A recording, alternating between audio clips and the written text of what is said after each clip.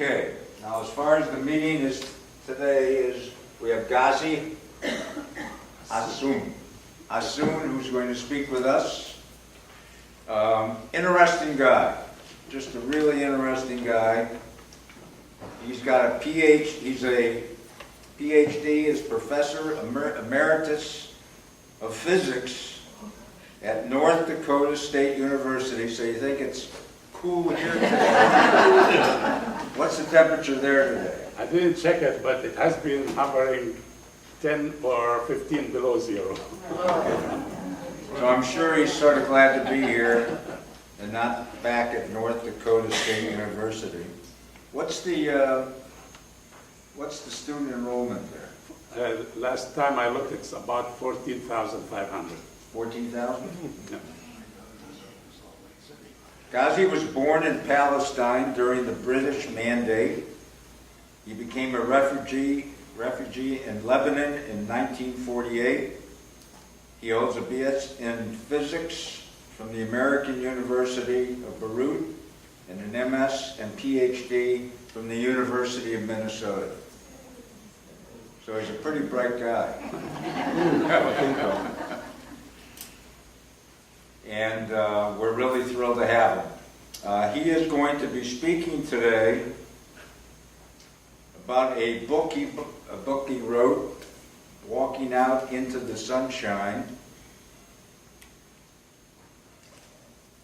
And he's going to talk about the things that I learned publishing my memoir. And so this should be an extremely interesting meeting. Welcome.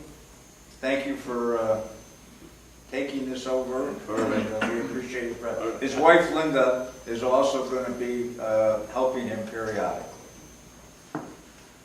I may be sometimes standing and sometimes sitting, so I hope you allow me to do both.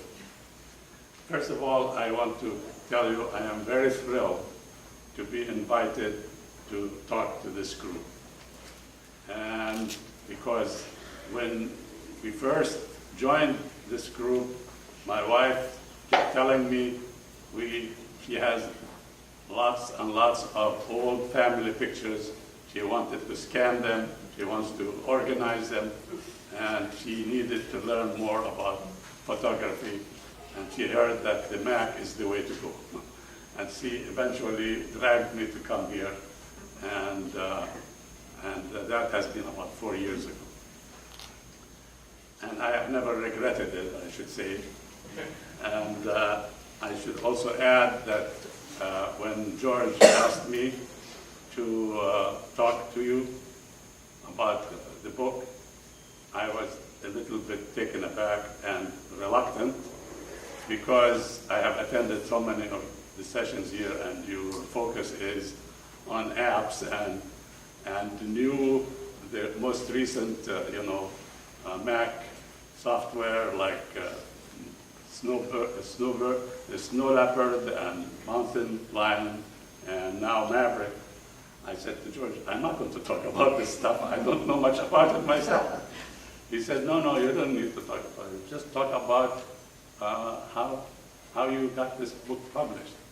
So I, of course, wanted to be very positive and accommodating, so I took time to think about it, and I said, yeah, I could put something together that will be of interest to you.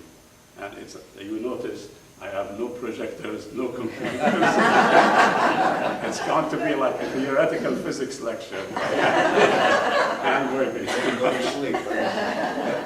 However, it is really about my experience and what I learned. I like to begin, maybe I sit down now. I like to begin to tell you there are some basics on how to go about publishing a book. And I like to list them for you, and then try to go over the different pieces or phases of publishing as it applied to my experience.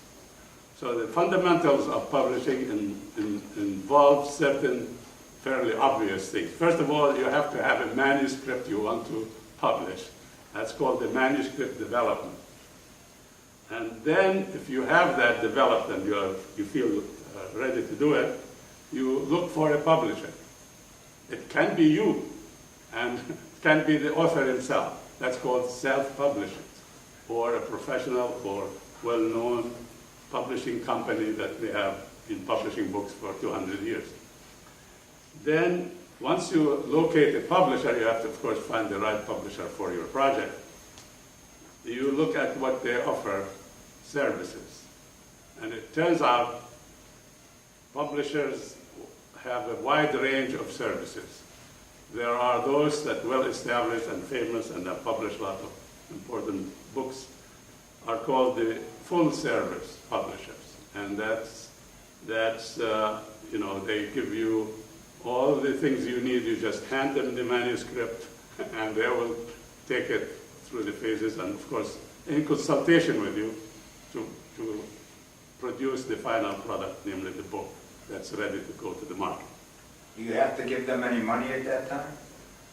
That, to my knowledge, no, but you enter in some kind of a contract, and they work out the details of that. By the way, I did not go with full service publisher, even though I tried.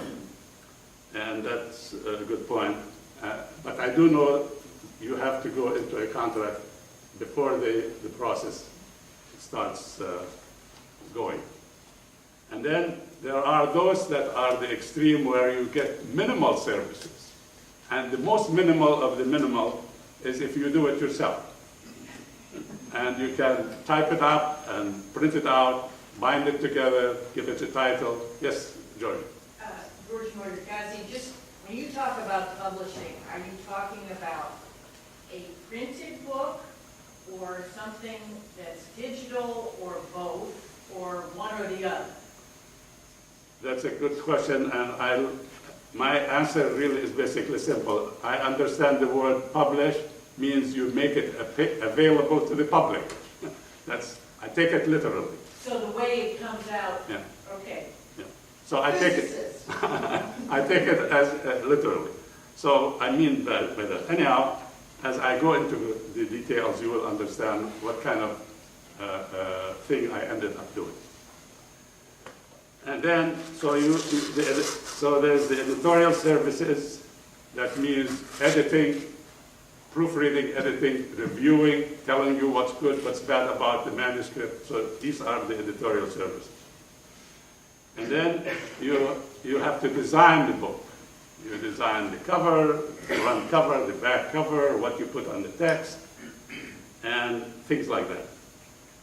And then once you agree on all these details, your book is ready to go to the press and be published. And the publisher knows all the details of making it official, like giving it a Library of Congress number and distribution scheme and whatnot. So that is taken care usually by the publisher once you have all the material delivered to them and ready to go to the press. The publisher takes it on to get it out into the market. Now, then within 2-3 months from the actual paper, the paper copy appears well before the e-copies. In fact, I was surprised in my experience when the e-books took 2 to 3 months after the paper copy was on the market. They said to me they had to do some formatting, retype the whole manuscript in a certain way, and apparently it was a tedious process and needed that kind of time. Okay. And then they told me that once the book is out in the market, yes, sir. When you submitted it to them, I assume it was a hard copy, but did you also have an electronic copy, a digital copy? I will elaborate this as I go along. I'm now sketching what I'm going to talk about.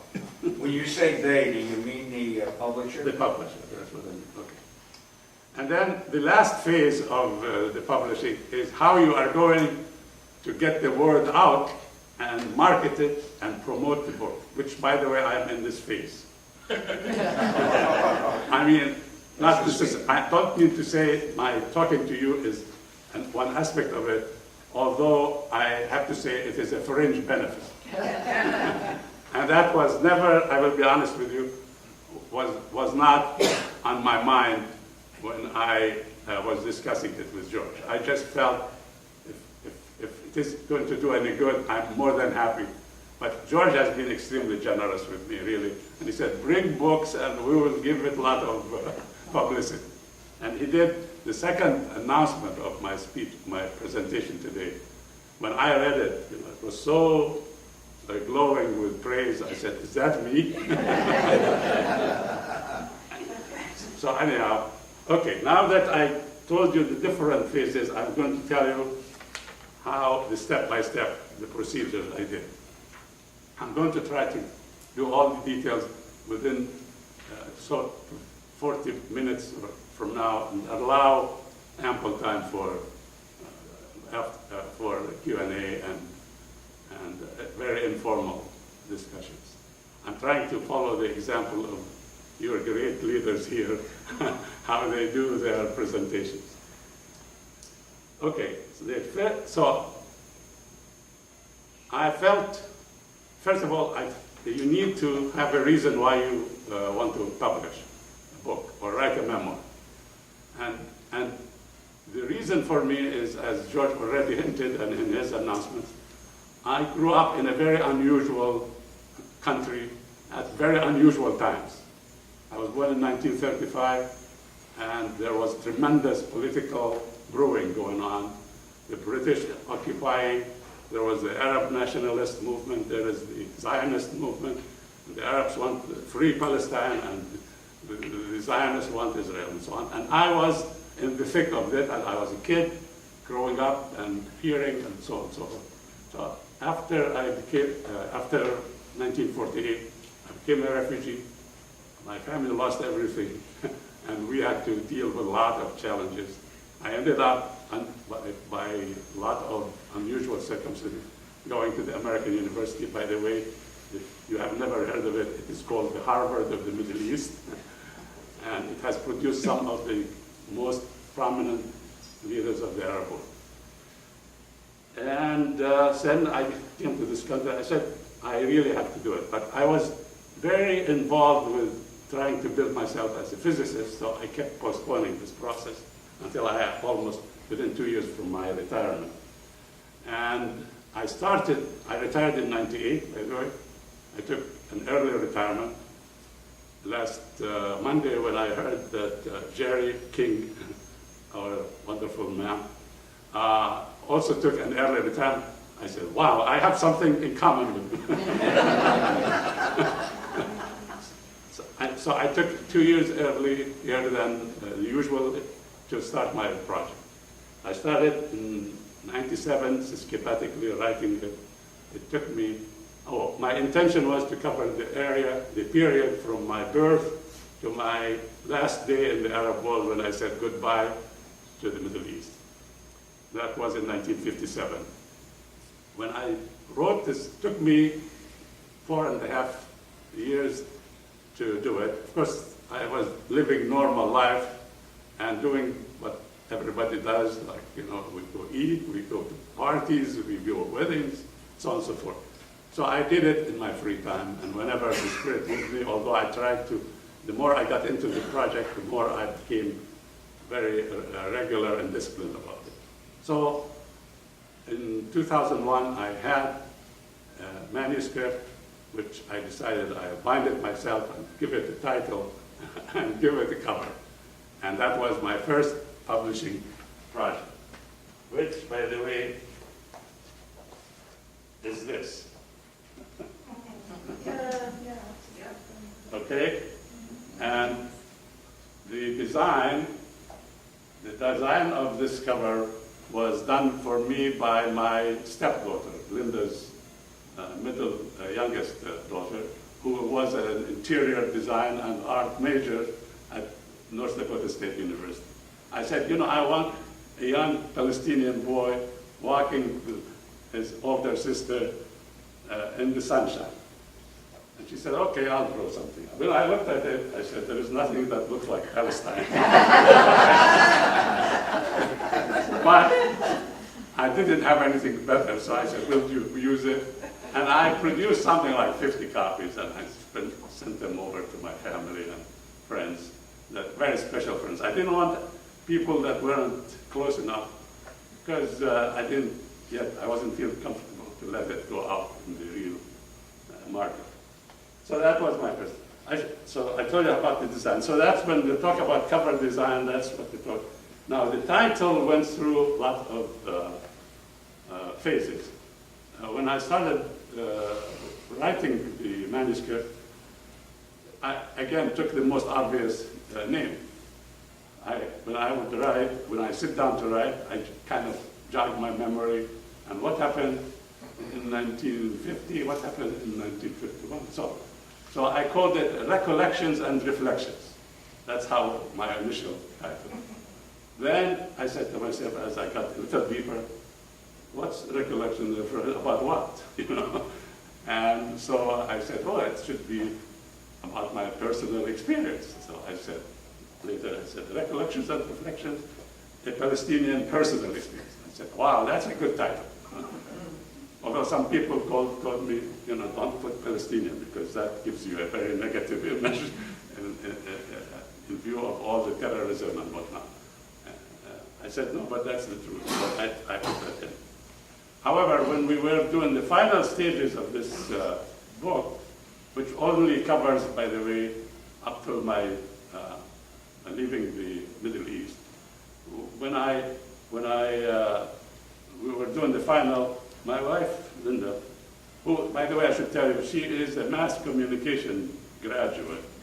She knows a lot about publishing, although she never practiced it herself. Anyhow, she told me, why don't you find a more appealing title? Sounds like a wife. So we were thumbing through the pages to see what can we find.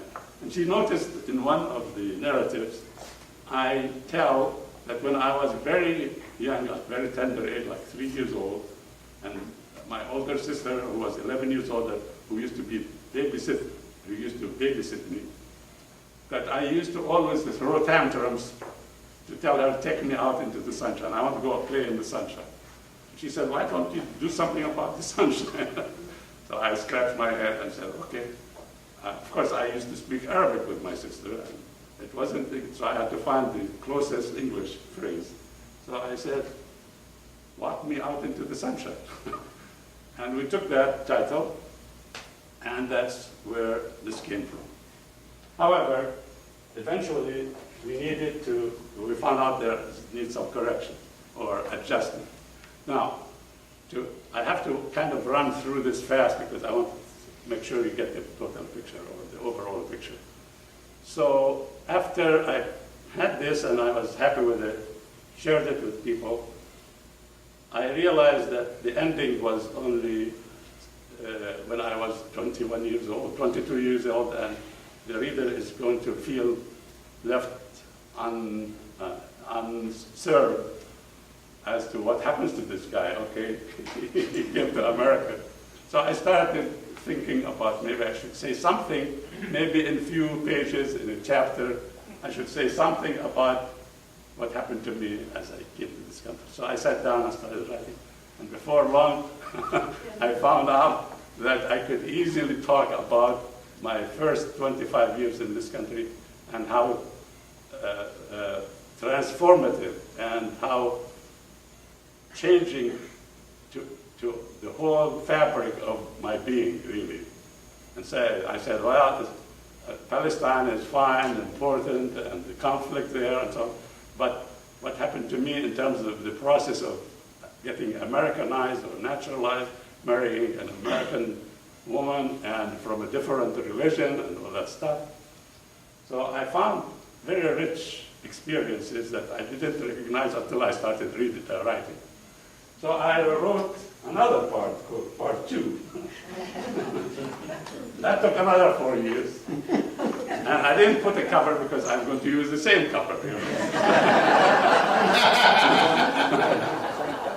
And so that turned out to be, it covered my from the first day I got off the boat. By the way, I came to this country on the boat. And And quickly, I will tell you the reason I took the boat. I couldn't afford a plane ticket because the plane tickets were far more expensive. Anyhow, so I had this done, and it took me essentially to the point when I married Linda. And I should tell you quickly, Linda and I have been both widowed, and we got married in 1984, and we were beginning a new life. So I was able to do a soft landing or nice way to end my story by saying, okay, I'm now Americanized, I'm well settled, and here is what happened to me, but now I'm going to live a very typical American life. And you will not be interested in reading what happened to me since then. And that's where I quit. And then I had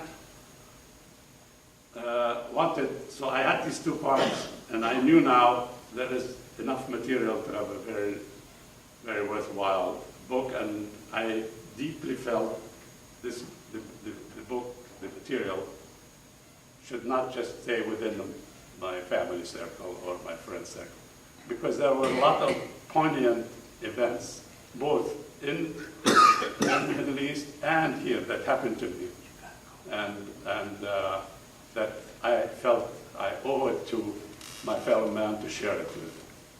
And so I started looking for publishing, and I went first with the full publishers, full service, and I got all kinds of materials, guides to writers and how to find a publisher, editor, agent, etc., etc. And I read at those, and some of it was too, because I'm not really into publishing game. It was all new to me, and it took me a long time before I even understood a lot of the writings and the jargon that they use, the legal stuff also, for those of you who are lawyers. And then I picked about 15 publishers, and I looked what they had published and wanted to make sure that my book would fit into their genres and whatnot. Fiction, non-fiction, etc. And I found what is needed, so I found that you need to make packages, proposals, and introductory letter, and I made these packages one after the other. I started kind of 2, 3 at a time and see what happens. So I sent at least 15 in a span of 6 months to 7 months. And virtually these proposals, they would involve 2, 3 chapters and a lot of background material about it. To make it quick, long story shorter, virtually all of them, in due course, 2 weeks, 2 months later, would say, sorry, we looked it over, we don't think we'll handle this kind of memoir, etc. They find all kinds of ways. And so I decided after trying 15 times, with one exception, an editor told me, I really like what you sent me, I wish I can do it, but the policy of our company for the next year not to publish a memoir. If you are willing to wait, I'll push for it. And I think that publisher was in Boston or in Massachusetts. Anyhow, I said, well, I'm not going to do that. I'm going to start looking into self-publishing or some other kind of publishing. It took me several years, by the way, because our personal life in terms of family, taking care of Linda's parents who were aging and downsizing, selling our home in Fargo and getting another smaller, and then we had a lake cottage that we tore it down and rebuilt it. So there were lots of things going on. And so it sat collecting dust for the 2 parts, collecting dust for several years. And then Linda would tell me, you got to do it, you got to do it. And you are not getting younger. And I started talking to friends. I have this many. Finally, I was talking to a fellow, and we have already started coming. We started coming to I have retired in 98, and we started coming to Naples in 99 or 2000. And I took up tennis here, and I love tennis. I had played it a little bit in college, but I kind of dropped it out because I was too busy trying to survive as a physics major. And then when I came here, I found a good physics program at Countryside, where I live now. I took up tennis, and I got into it in a big way. Became even a member of the board of the Tennis Association there. Anyhow, I met a fellow I played tennis with that found out I have a manuscript. He said, no big deal. I have a daughter who is the president of a publishing company. I said, I will. So he gave me her name, and she lived in Chicago. She had a publishing company called Windy City Publishing. And so I called her up as early as I could, and I said, your dad referred me to you. And she was extremely welcoming. I said, okay, first of all, you have to learn what we do and so on. Read this on our webpage, read that. And for your, just in the webpage, which I think Linda printed, it says how you start and the different charts, how the different phases and stages and so on. And there's even in the back. And if you have never published, it'd be hard to understand, because I read it a few times. But now that I have gone through the process, oh yeah, I understand now. So there is, many of these publishers have a lot of information on their web pages or published in guides and manuals. So if you are willing to take the time and read it up and analyze it, you could learn a lot from it. Like you people tell me, all you have to do is Google it or go to Linda. And I know very well how easy it is. It is not. Anyhow. So, okay. So I did eventually have several phone conversations. And then when she found out what my two parts are, first thing she told me, there are about 175,000 words.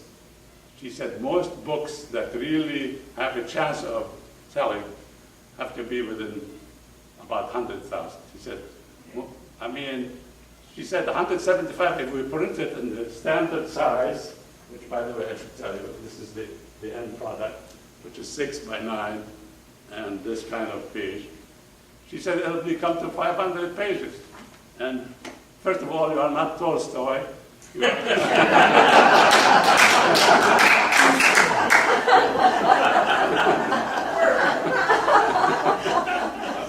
And nobody knows who you are. You won't sell it. She said you have to cut it back, trim it back. And she started talking to me as a friend, and that made a big difference. By the way, if you want to publish, try to find some connection, human connection. Because if you find a human connection with the people that are going, you will get straight answers, and you will get also, you find that there is some kind of chemistry that is a positive interaction. Whereas in interacting impersonally by email and so on, you are just one of many. And how much attention they give you. That's why I was very apprehensive to get into a legal contract with the big publishers without knowing anybody there.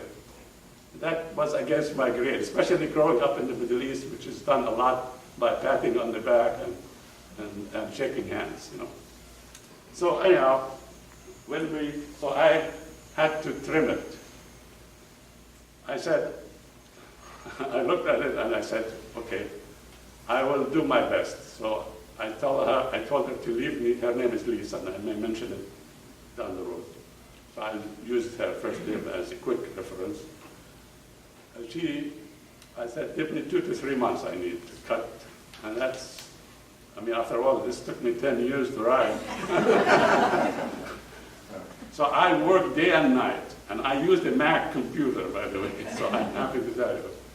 I started with IBM first, and then I bought a Dell, and then 2 Dells, And then I ended up in 2008 was my first Mac. And by then I had the Mac, and we both, Linda has her own Mac and I have my Mac. We both love it.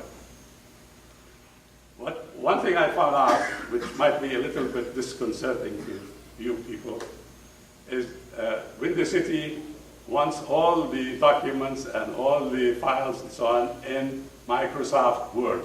Oh, easy. So I said, well, at least I have been using Microsoft Word, although I was trying hard to learn Pages, and I attended a distinguished course on Pages that Georgia gave. And, but so I said, okay, I'll revert back to Microsoft. So I stayed with Microsoft. However, I used the Mac for it. And one of the most intensive periods since I retired was those months trying to trim the manuscript. I succeeded in trimming the non-essential, because there are some hardcore stories in the manuscript that I did not want to give up. So I managed to downsize it to about 140. And I told Elise, look, I'm going to take my chance and press on with the 140. By the way, the book, that in its final form, is now about 375 pages. But I'm very happy with it. And so I went with that, and then to make sure, then she said, okay, now that you trimmed it, now we can look at it. So she took a chapter. She said, well, the quality is good, but I have to test it against one of my professional reviewers. And by the way this, they are called the hybrid publisher. Now, what does that mean? This Windy City is a hybrid. It means they have anywhere either full service or what they call a la carte service. If you have some things you are willing to do for your manuscript, you are welcome to do that. But if you need the help, we will find somebody to help you. And they usually, it's like a general contractor building a building or remodeling a building. If you need an electrician, they get you an electrician, plumber, painter, etc. If you want to paint the house, they say, okay, we take it off the bill, and you can paint the house. So the same thing with the hybrid. So I looked at it and said to her, I want the editorial service for sure. I knew that I needed it. I said, well, when it comes to the cover, to the book design, Linda and I can easily do it. We felt we would do it. So essentially, we settled on that to bring the manuscript to the final stage. So we did the design of the book. She did the editorial services. Actually, and now I'm going to kind of rush through some of them.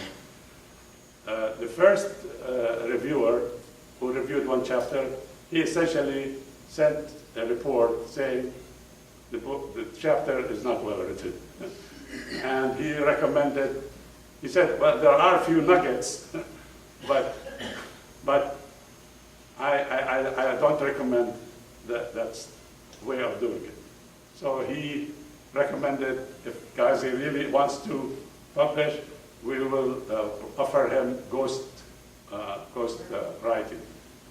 When Linda and I heard the story, I said, no way. I didn't spend 10 years writing it to find somebody else. She said, it has to breathe your personality, your character, and so on and so forth. So we rejected that. She said, okay, I'm at your service, but you have to understand you are taking your risks. So I said, okay, I want to do it my way, follow Frank Sinatra song. And so she found another reviewer. I said, find me another reviewer, and I don't want somebody to judge it on one chapter.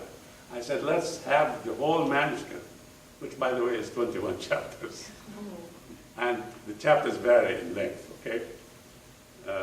So I said, find me somebody that you think he has some kind of insights into a memoir of somebody from the Middle East and so on. she found somebody, and she subcontracted it. Her name was Alice. And she took about a month to read through it and write up a report. When the report came, it was 180 degrees different from the original reviewer. And when I read what she said about the book, how intimate, how compelling, how page turner and what, Linda and I literally, and I'm not exaggerating, we cried because we said, "My golly, after all, what we have felt about this manuscript, somebody has seen it." And I felt when I read that report that she actually captured what we were trying to say. And I said, "Okay, we will go with this."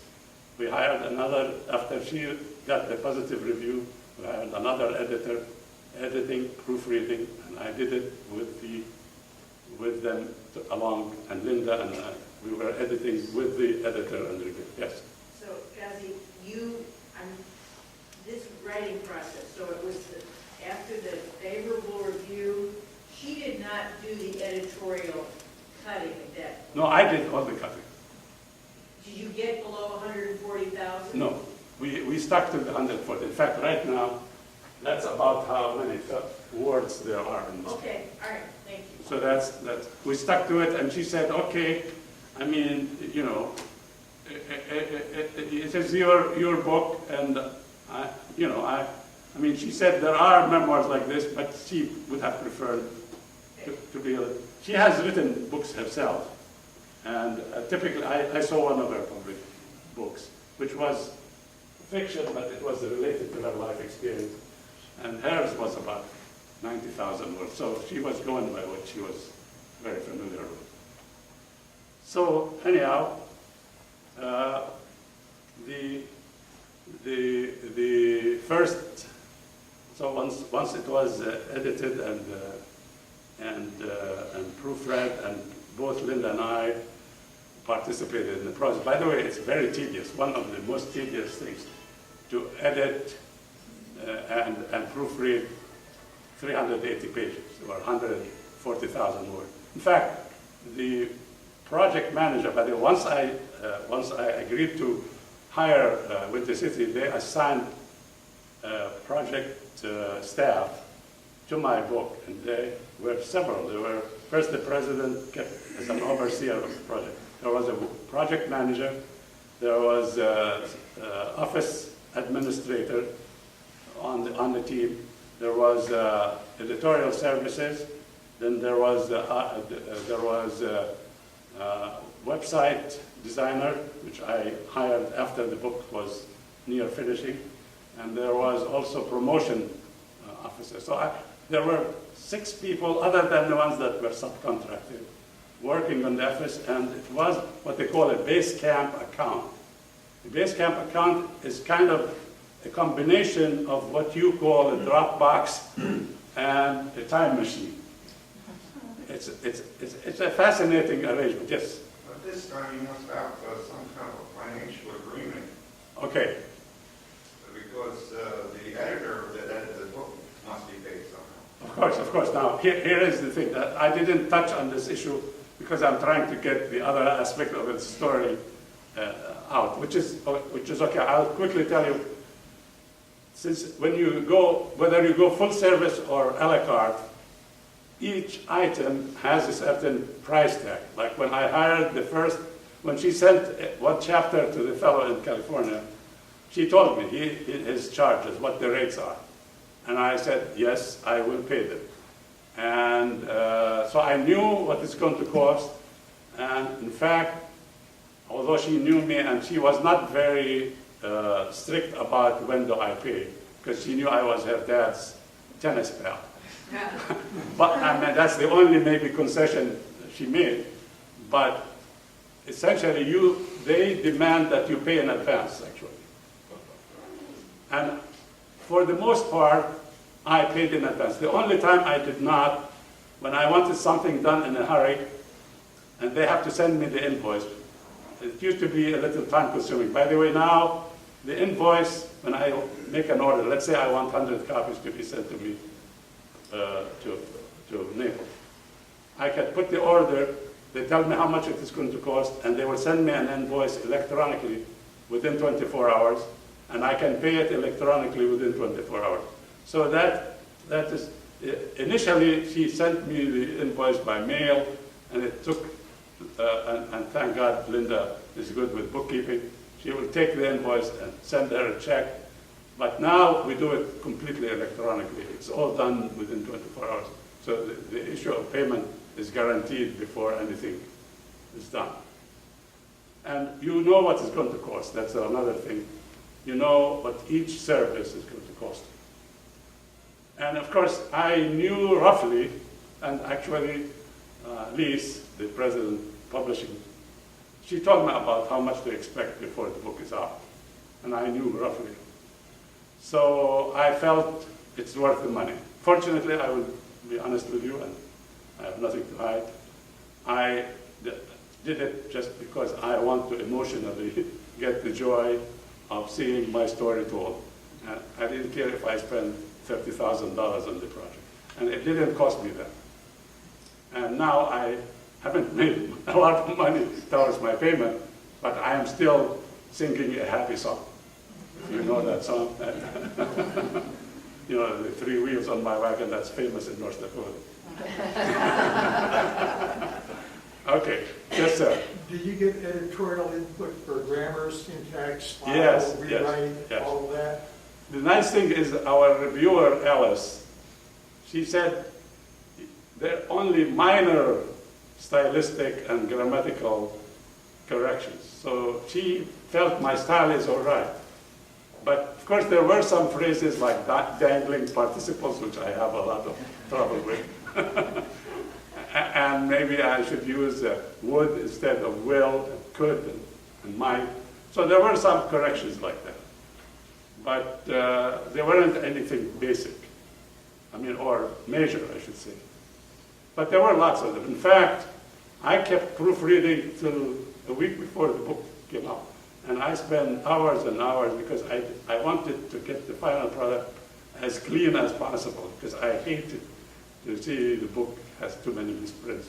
Although I knew no matter how hard we try, there will be some unseen that show up after the final product. So there are a few, but most everybody that has read the book has never told me that he encountered a misprint, which makes me feel good, although I read it and I know there were a few. There are a few, but they are really very minor. So anyhow, once all that was in place and all paid for, they put out what they call a proof copy, which is all that's supposed to be, you know, but at the end, on this page, they say, proof copy, not for sale. And she sent me about 5 of them. And I asked for 5. And she said, you go over it, and we will have one more proofreader if you are willing to pay. She said, either you proofread it at your own risk, or we would hire somebody to also do it. We discussed it, Linda and I said, you know, we have gone to so much effort to get a good product. I would feel much better if we spend the extra money. And it wasn't a lot, the last proofing, maybe $1,000, something like that. And in this kind of project, that's not a lot of money, okay? It's not buying a $5 ad. So anyhow, we decided before the final, once that proof copy out, we will hire one more. And she said, I knew somebody who is in Canada, and he also, that lady, Elizabeth, her name, not only proofreads and edits English books, but also French books. She is multilingual. And there were some few French phrases in my book, because when I lived in Lebanon, in addition to Arabic as the basic language, French is the second. And I went to Lebanese school for 3 years. So I picked some phrases that made it to my story. And she said, well, we should have somebody that knows French to make sure these phrases that you put are well spelled and correct. So we hired the last one before the final product from Canada. I never met, none of them I met except the president, actually. It was all done electronically. And there was also sequencing the different stages, and we were shooting to have the book come out around Thanksgiving so we could send it out to our friends and relatives as Christmas gifts. But they hit some kind of a snag, and they told us, we don't think you will have it. We can have it for you Thanksgiving, maybe around middle of December. Linda said, that's too late. Yes? Was the proofreading between you and the professional going on simultaneously, or did she get it after you did it? That's it.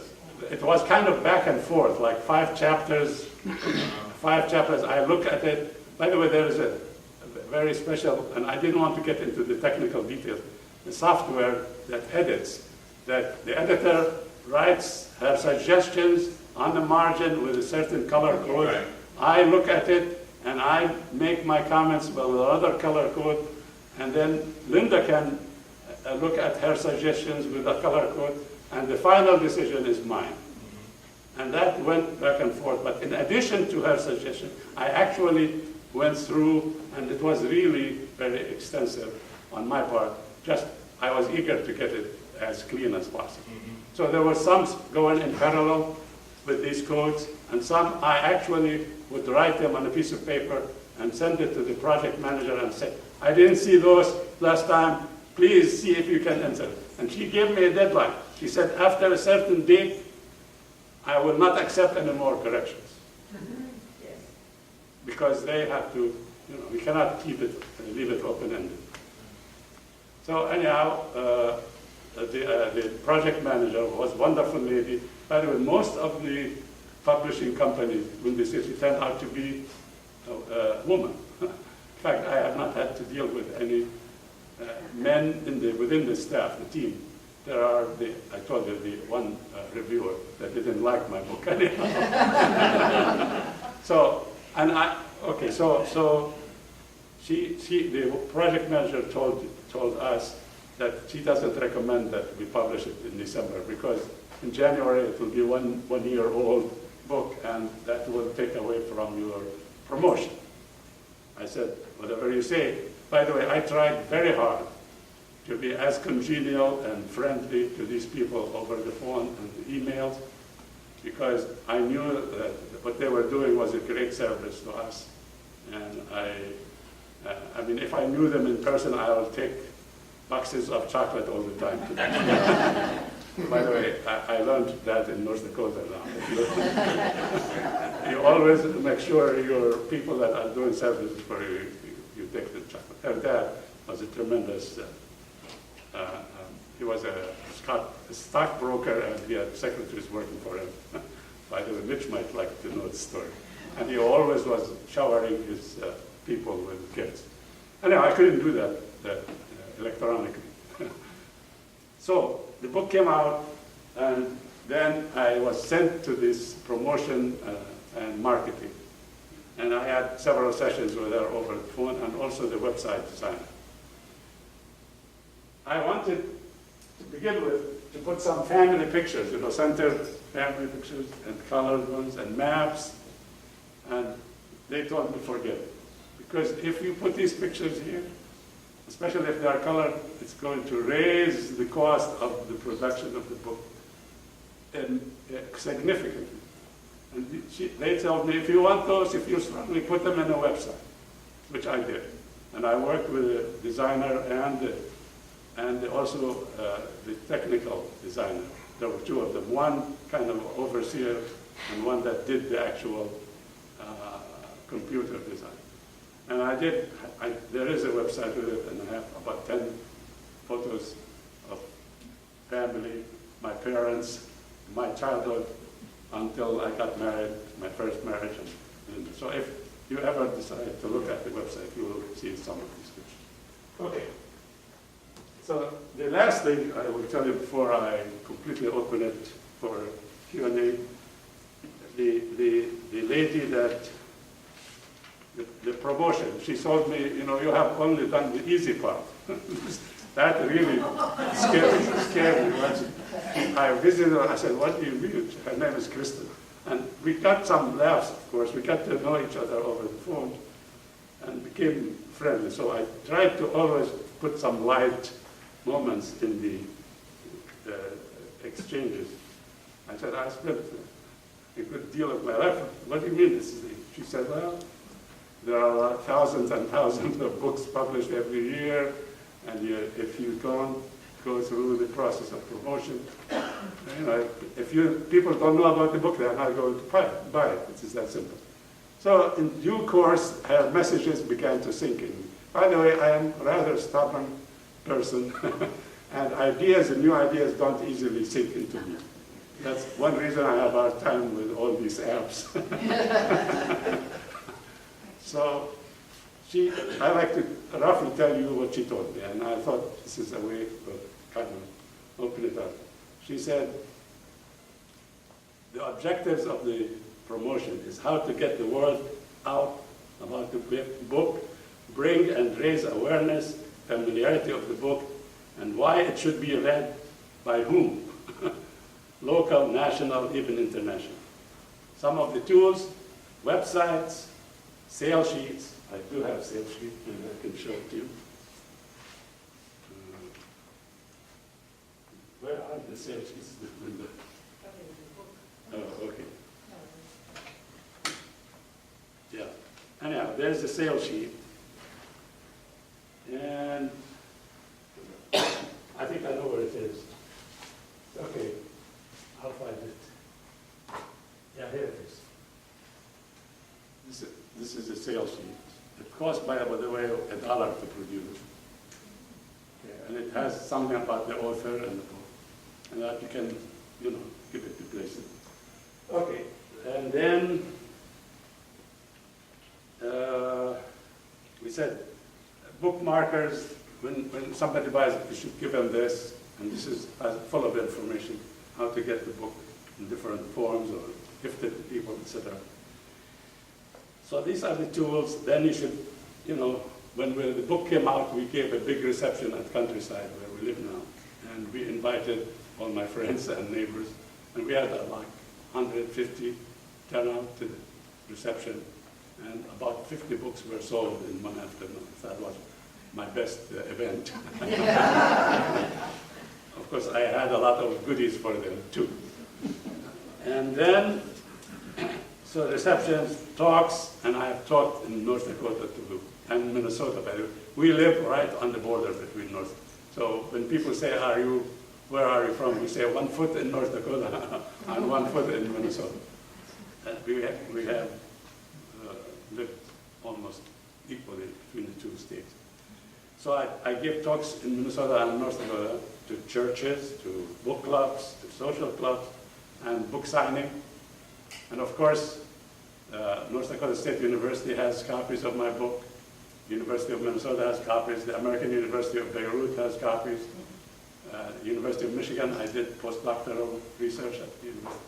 So I have tried to reach out to as many. Georgetown University, I went to Washington in the summer of this past summer, and I knocked at doors of places I know that might be interested, especially people interested in Middle East issues, Arab-Israeli conflict, peace process, and so on. So I've been working on it, but telling you the truth, it is a very challenging and time-consuming and money-consuming process to try to promote your book. I am now thinking of participating in some book fair in Naples that's scheduled in a month from now, or March 15, I think so. So he's going to be in different places. He's going to be speaking at, he's going to be doing book signing at, the book is in Barnes & Noble. It's also in this library. And he is down in Marco Island in the Sunshine Booksellers down there. And of course he's online, and it's paperback and ebook. You can Barnes & Noble any of the ways. Amazon, the day he was told that it would be published middle of January, about January 15th to the 20th. I was on my computer on January 3rd, and I get this email saying his book has been published, and he is on Amazon. And it was for sale that day on Amazon. Ghazi and I did not own a book. We did not have the book. So one of our neighbors had one before we did. Because he saw it and he knew about it, so he sent right away. And in fact, there is a little funny story related to this. He got the book before we did, and he read it. He's an avid book reader, by the way. He's always reading something. And he read the book before we had a chance to look and check out the book. And he ran into Linda after he finished it, and kind of accidentally, and he said, "Hi, Linda, I just finished reading Ghazi's book. And you know what?" he said to her. He said, "I think I know more about Ghazi than you know." My answer was, I've edited it at least 4 times, so I think I know what's in it. So some of these kind of funny things. So it is very time consuming. If you really want to publish and promote and really get it good turnout, you have to put your shoulder to the plow for a long time. And I, at this point in my life, I'm doing it to the best of my ability, but I try not to lose sleep about it. I do what I can, and so be it. Thank you very much. Do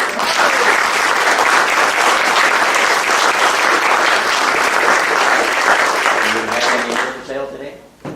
Yes, we do. In fact, I should tell you, George has been kind to tell us, bring some, and it's okay to sell.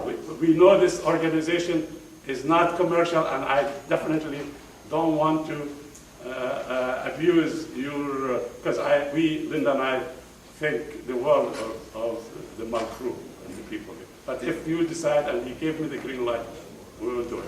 I'll take one. Are there any questions? Is it on Kindle? Oh, yeah. Okay. So he has books. I have books, and we'll do it at the end of this session. It is on Kindle, it is an iBook, and a paperback book. And it is in Barnes & Noble. Indie does the independent booksellers. We don't know who all has that, but it is Kindle. It should be a Nook, and I know I have an iBook on it. You have to put it Okay. When you first published, did they tell you how many should be published, or did you? That's a good point. That's a very good point. One of the nice things about hybrid publishing is you are not committed to a large number of, and they print it as on demand. Let's say I need 150. All I do is I call the office in Windy City. I say I need 150. Usually they say allow 2 to 3 weeks for the book. And so there isn't 2,000 copies sitting somewhere. It's really, and that makes it less financially risky. So the books I order are printed on demand, and they are not sitting in some closet somewhere. So the investment is not huge as far as copies needed. In fact, typically I order 100, 150 at a time, and I send the bill right away. Yes, sir. How do you assess a publisher in comparing all? Because there's a lot of publishers. You are right. In fact, that was one of my problems. I mean, I was afraid to walk into a publisher that may not be, very fair and balanced. And so I was afraid to get set because I'm very inexperienced. I mean, this was my first publishing job. So of course, the ideal is to look at books they have published, see if you can locate somebody who has had dealings with them. But all this is time consuming. But there are ways if you are willing to, dig and look around. But I also was overwhelmed by how many tasks are involved. So I tried to find an easy way, if there is such a thing. And when I realized I could deal with this lady. By the way, we didn't commit to hire Windy City right away. She told me what I needed to do before we signed the contract. And it took, we met her in February, and it took till May, till I had manuscript trimmed to 140. That's when we really said, okay, we'll have you do it, and we will carry through to the end. So it is an involved process, and ideally, if you can talk to people that have had experience with these people. Ghazi, George and Mosher, did the 10-year process change your writing style Yes. for the future? In fact, Linda told me, and I saw it, the second half was much smoother and more polished from the first time I attempted it. And so it was a easier process in the second half, definitely. Is your profit higher on paper books or electronic books? Okay, that's also a good question. The best margin of, I don't call it profit, return, because I'm not there yet, is when I sell the book myself. That's the best margin of return. The lowest is ebooks, believe it or not. And the second lowest is if it is sold through Windy City, the publisher, or Amazon. Amazon has higher rates, by the way, but they have also excellent service and promotion. So actually, if you really want to know, the margin of return when Amazon sells whether the paper copy or the ebook is about 15% or 20% of the total price that the author gets. So you have to keep that in mind. If you are trying to write a book for money, I would, especially a memoir, unless you think it's going to be, Dr. Givago.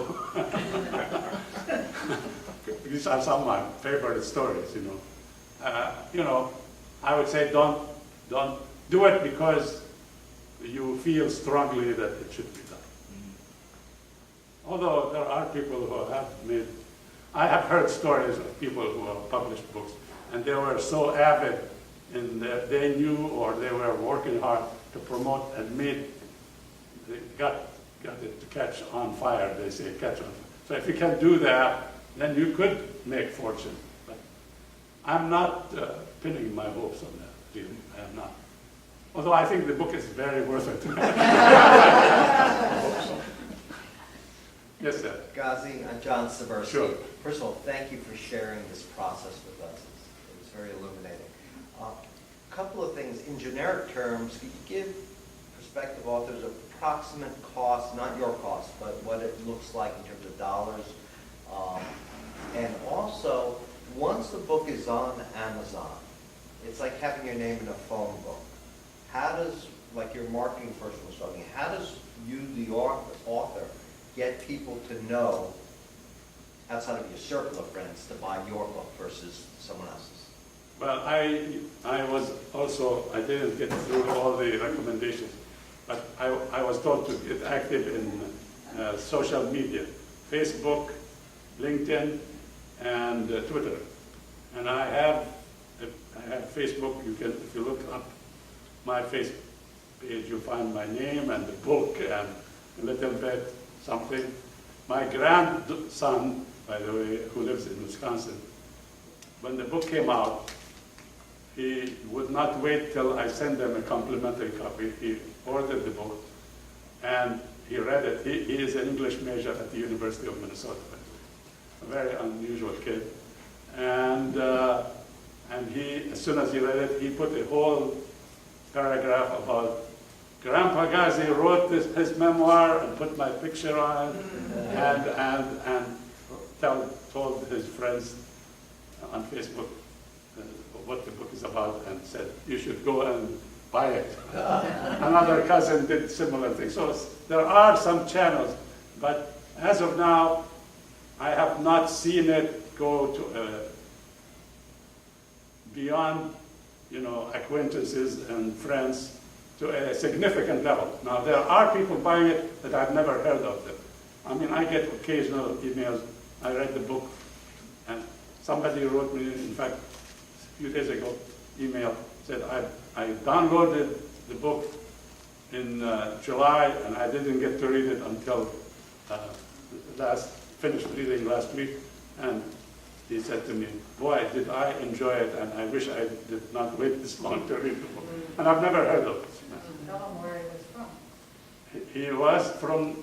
He was a Palestinian that has migrated to the States and ended up working in North Dakota in the oil fields.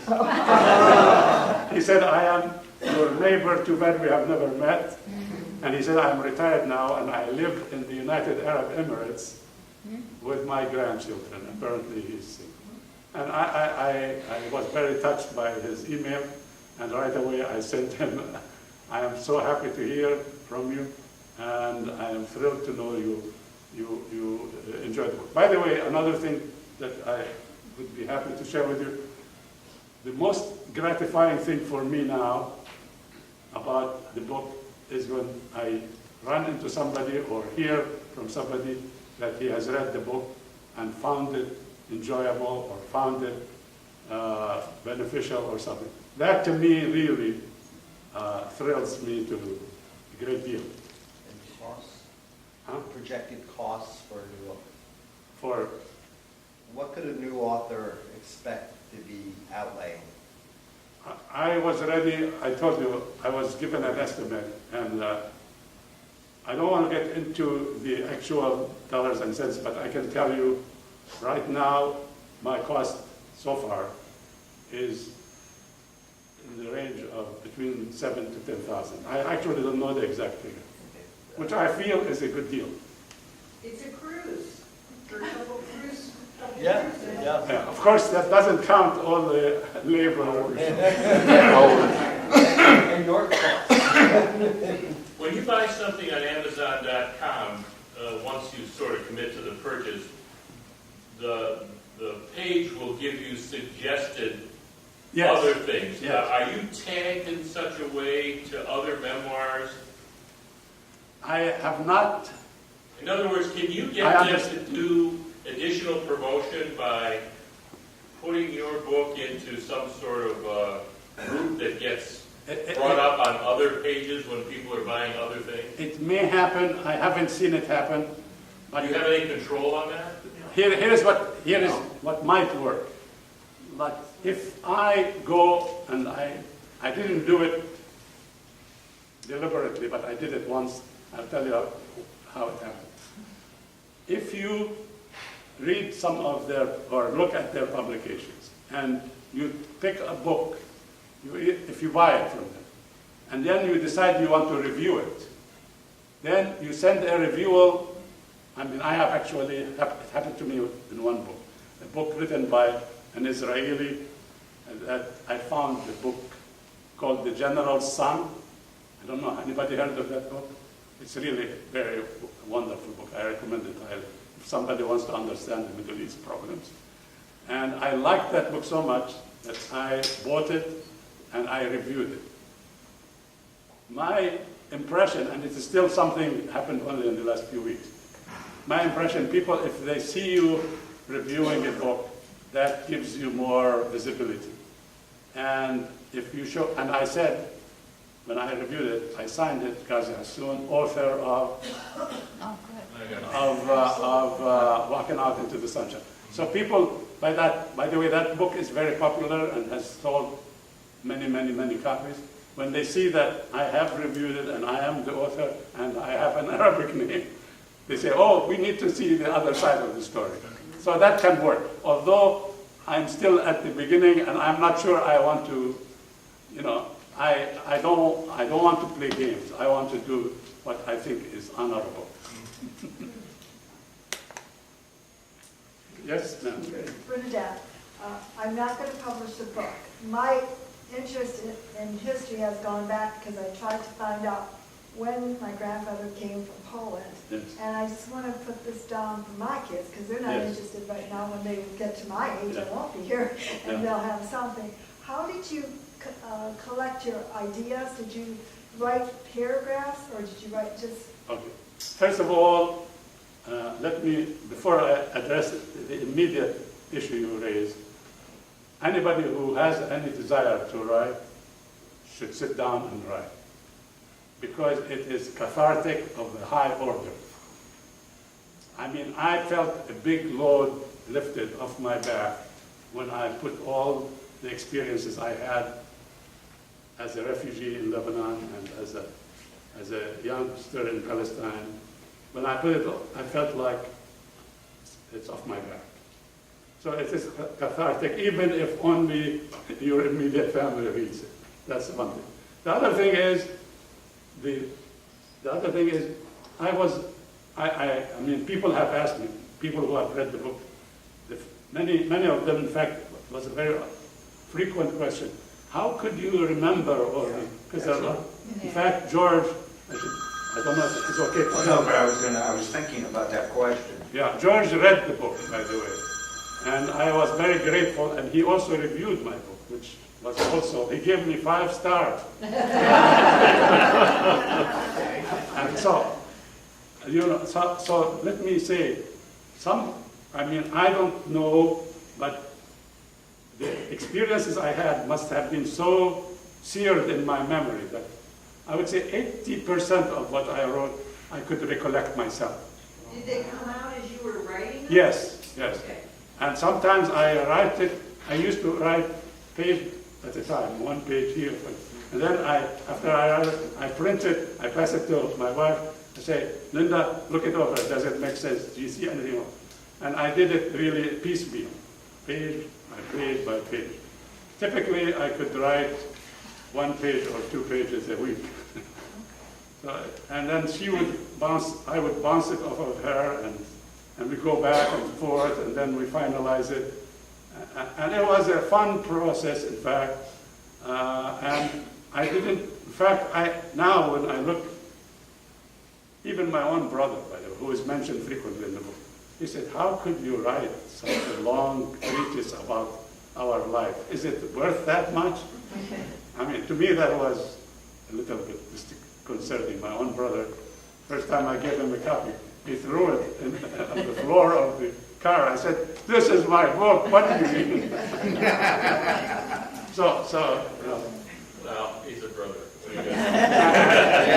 And he is my older brother, and he always talks to me like I am his little younger brother. Jealousy. There's a lot going on there. My brother seems to remember more than I do, Yeah, and okay. I keep thinking, was that real, or is this he just, That's a embellishing? very good point. I meant to say it. I had some also help from my brother, because I used to check certain dates and certain events. And also I was very close to my sister, who used to walk me out into the sunshine. And she lives in Damascus. She is living to this day. And she is 90 years. She turned 90 years this year. And I have frequently called her up and said, her name is Halima. Halima, did this happen? How did it happen? Where did it happen? And she has been good about it. Thank you. My wife met some of my family, my oldest sister, who is not living anymore. And she heard her talk back and forth. She was 93 when Linda met her. She said, how your family has such vivid memories. How do you people remember all of this? I said, well, I don't know. We do. Well, the experiences were very important.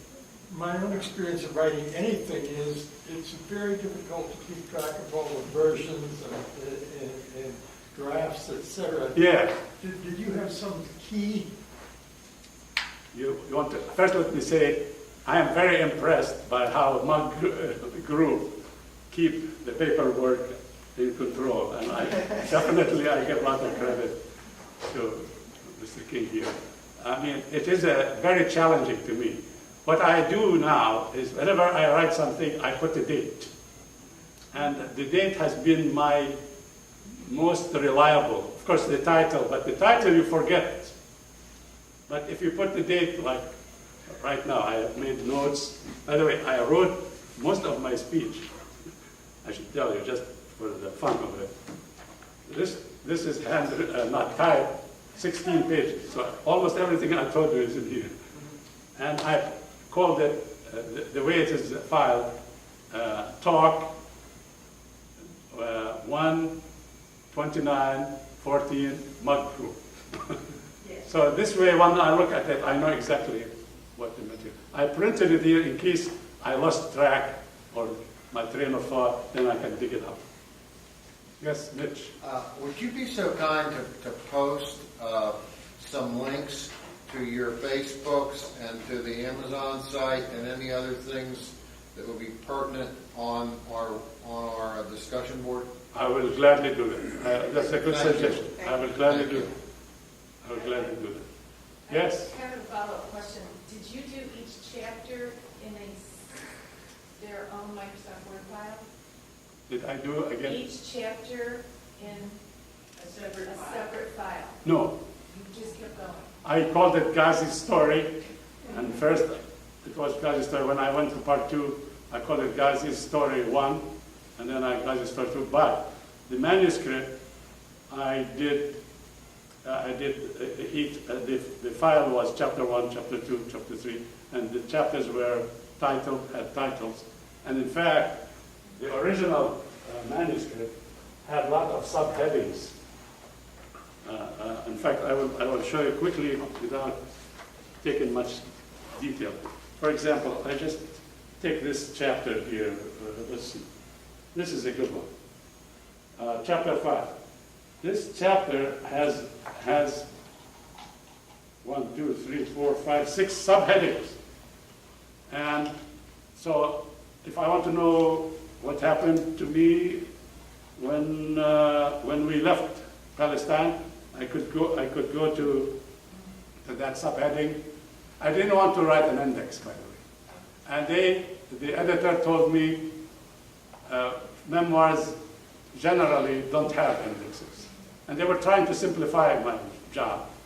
And I knew people who would do index, but that is one thing they said, you don't need it. Another one I wanted to include is maps of Palestine and Lebanon and the surrounding areas. Again, they talked me out of it because they said it added to the cost. If people want to read this, all they have to do is go to Google and say Palestine map. If you want Palestine before Israel, write Palestine before the State of Israel. They give you a map for that. If you want, since then, and I got beautiful maps, but I couldn't use them because you have to get copyrights. And I didn't. The editor said, "Don't use it. Let the reader do a little homework." There were really, the process of publishing can be very involved. Every now and then, I should tell you, I see books that have maps and have pictures that have been published. And I ask myself, how could they do this?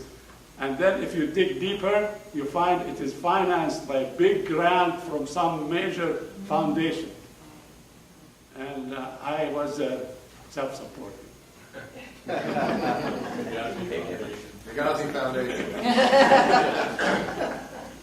Well, thank you. Thank you.